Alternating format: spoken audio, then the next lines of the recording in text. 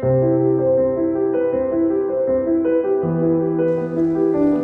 you, Sangeet. Thank you, office bearers of BOS, for giving me this opportunity yet again. And I'm going to talk about salvaging distal femur failures. So failure rates across the literature, if you see, are quite significantly high in this fracture, and the revision rates are almost up to 30%. If you see the causes, most of them are surgeon dependent, and there are three main identified causes which lead to failure, which we all as surgeons should be careful about. First is the length of your implant. Second, of course, the most important is your reduction. And the third very frequent cause is what we just saw, medial defect which is not addressed. Now this was a very landmark paper by Wong et al. 2019 injury, which is level 1 evidence. It's a systematic review which has analyzed multiple papers across the literature and come up with these recommendations. So if you have more metaphyseal comminution, more are the chances of non-unions. Especially the last 2 points, if you see, short plates and medial cortical comminution, which is more than 2 centimeters, which is not really addressed. So how do you salvage them? These are my strategies to salvage distal failure. So first thing is correct choice of implant, correct length of the implant, addressing medial wall defects, and then augmenting your fixation with either a bicondylar plating or a nail plate combination, and quite an impracticable or a costly solution, and that is distal femur replacement, but it can be useful when you cannot reconstruct the articular surface. Choice of implant. Now this was a young dentist treated by her boyfriend who was an orthopedic surgeon. Needless to say that they did not end up together. I had to revise it with a plate. Yes. But to revise her, not for anything else, but I revised it with a plate and it healed very well. So today we have a plethora of nails, but if you see this paper, it's about 48, that is 50% malalignment in type C fractures or C-type fractures, and mainly it is malrotation, angulation or shortening, because it's difficult to control the small distal fragment, especially in combination.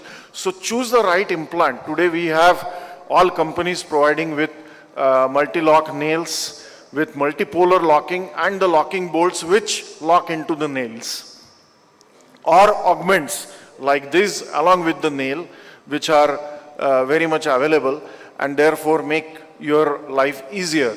Reduction tips, every trick in your textbook or in the trade.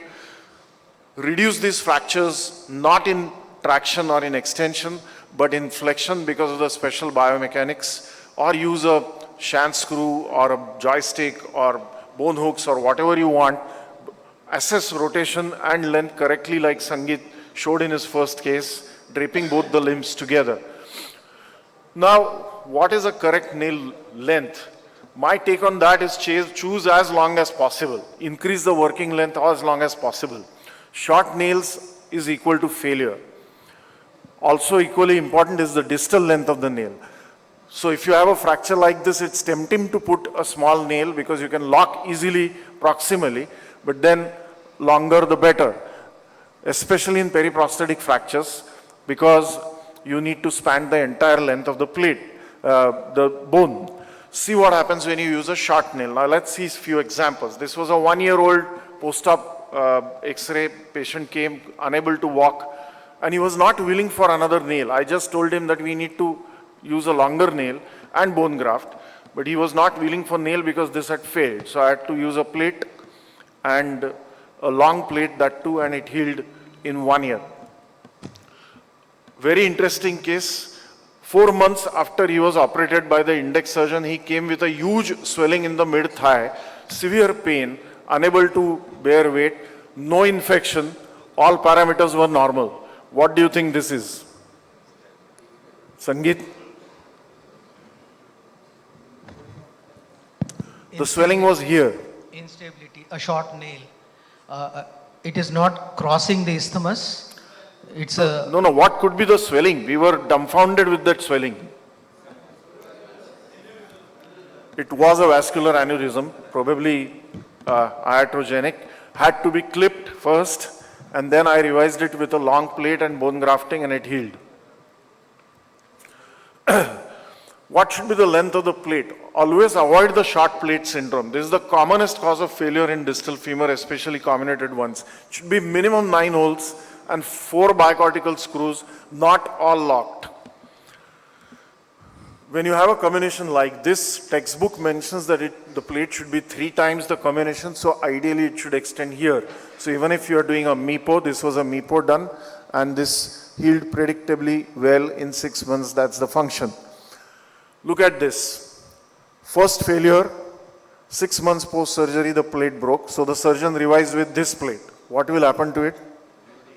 Likely break. This broke at 4.5 months. And I had to revise it with a still longer plate and bone graft. And this is 1 year post second revision, it healed. Look at this. Short plate, fixed in varus because of comminution. It's a too rigid construct. All the proximal screws are locking screws, and it predictably failed.